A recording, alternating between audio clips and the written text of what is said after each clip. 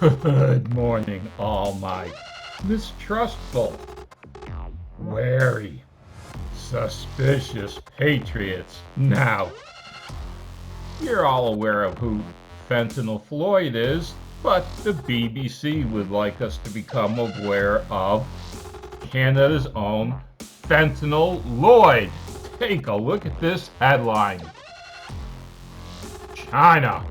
Canadian citizen loses appeal against death penalty.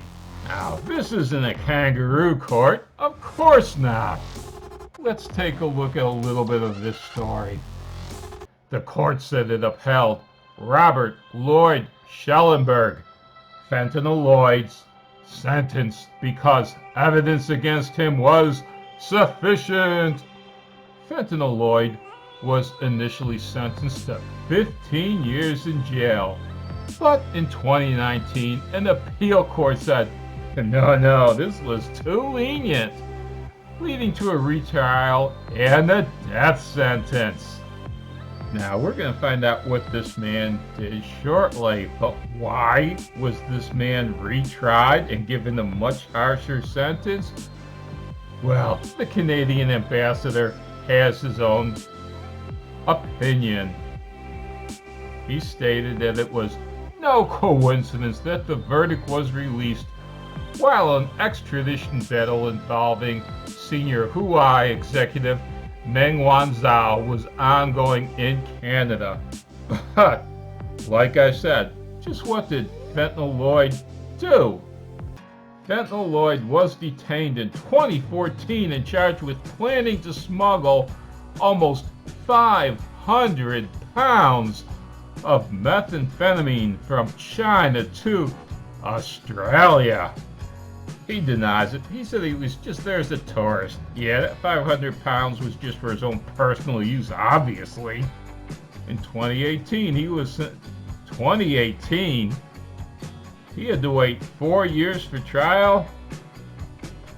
I thought kangaroo courts worked faster than that. Anyway, in 2018, he was sentenced to 15 years. I guess China knows what it's doing. After all, they like to interfere and send spies into other governments, like, well, we all remember Eric Swalwell's rendezvous with Fang Fang in San Francisco, sleeping with the Chinese spy. Or, also in San Francisco,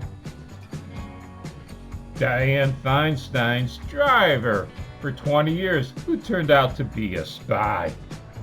Now, China doesn't like intellectual property rights. They're the capital of intellectual property theft. They also like to put the Uyghur Muslims in concentration camps. They were the authors behind the Wuhan flu.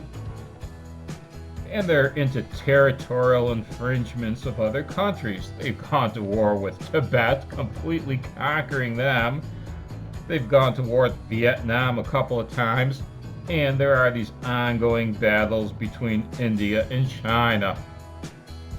Also, China's claimed most of the South China Sea as their own, right up until the territorial boundaries of all the other countries in the area.